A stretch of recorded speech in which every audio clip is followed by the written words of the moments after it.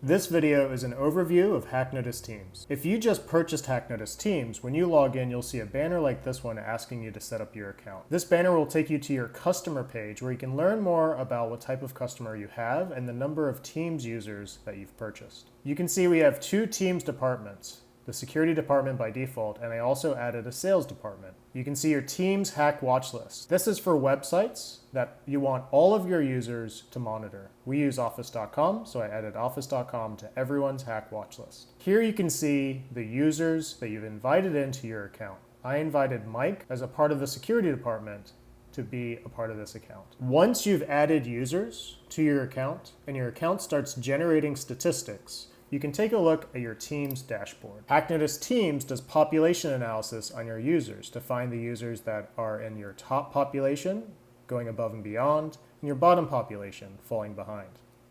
You can use the company dashboard to take a look at the number of alerts and the amount of risk that you have company-wide, how much risk has been reduced, population analysis.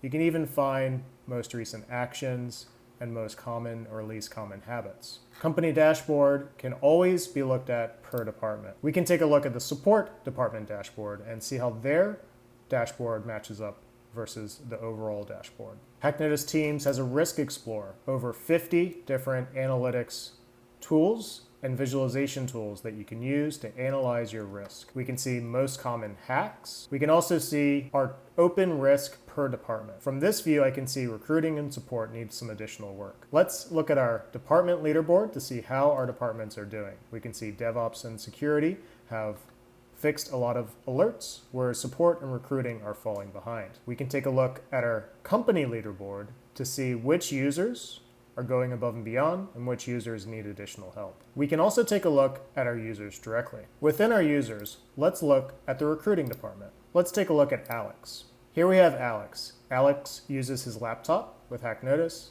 and hasn't logged in since June. We can send Alex a reminder to log into HackNotice. We've given Alex awards and badges for fixing alerts and being a top employee. We can see recent actions taken by Alex, the websites and identities that Alex is watching, Alex's hack timeline, as well as Alex's leak timeline. We can see there have been several instances with Alex's personal email address where passwords have been leaked. We can see the department awards that have been given out and who our top employees are. Here we can see company-wide the most commonly recommended recovery actions. This helps us fingerprint our risk and identify the most common avenues of attack. With the event log, we can see users that are logging in and fixing alerts. In the watch list section, we can see all of the watch list items across all of our users. In the hack timeline, we can see all of the data breaches or hacks that have impacted our users. We can also see when users have checked those alerts off their list and marked them as fixed. The leak timeline, we can see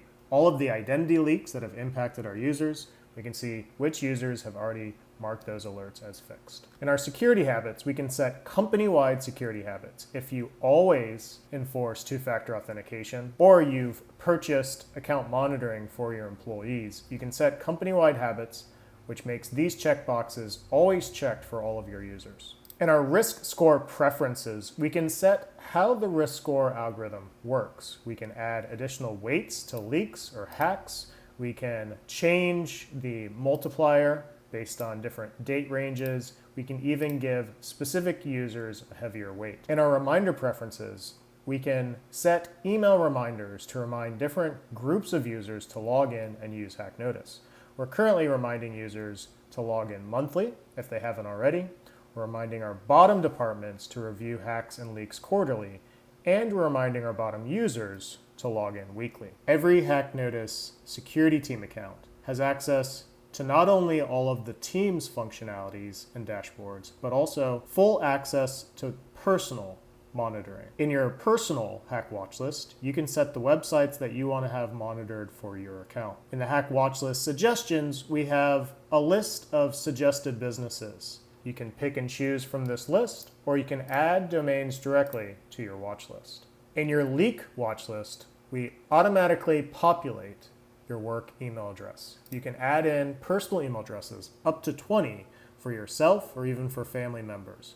Once those email addresses are verified, You will receive identity alerts when those identities have been exposed in data leaks. HackNotice has a variety of ways that you can use our service. You can use our website, our mobile apps, and even our browser extension.